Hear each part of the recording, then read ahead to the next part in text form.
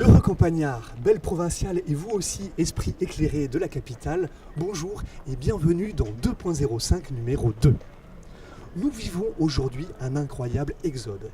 Chaque mois, chaque jour, ce sont des familles entières qui s'entassent dans des TGV pour venir s'exiler en province. Mais pourquoi en arrive-t-il là ? Ça n'est pas uniquement guidé par le désir altruiste de civiliser nos si belles régions, non. C'est aussi parce qu'ils pensent, ils espèrent qu'ils seront bien accueillis par leurs cousins de Plouki. Et ils ont raison.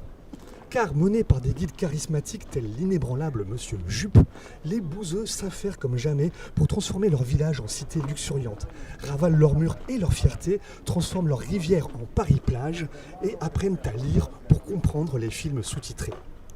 Par exemple, ici, autour de moi, en semaine, ce sont des centaines d'esclaves qui s'affairent en permanence sur un chantier pharaonique pour apporter l'eau courante et l'électricité dans un quartier qui s'était longtemps nourri exclusivement de barrettes de shit.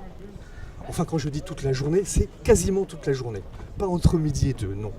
Car entre midi et 2, ici, tout s'arrête. Tout est fermé, même les restaurants. L'heure des repas, c'est trop sacré.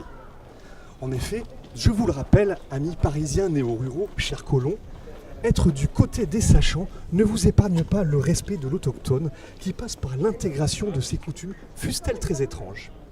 Restez dignes, même les pieds dans la boue, mais ne sombrez jamais dans la condescendance qui, comme l'alcool, vous isole.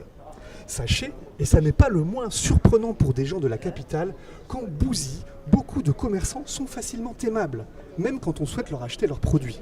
Ne montrez pas votre étonnement et essayez de faire comme si vous étiez vous aussi sympathique. Je vais vous montrer.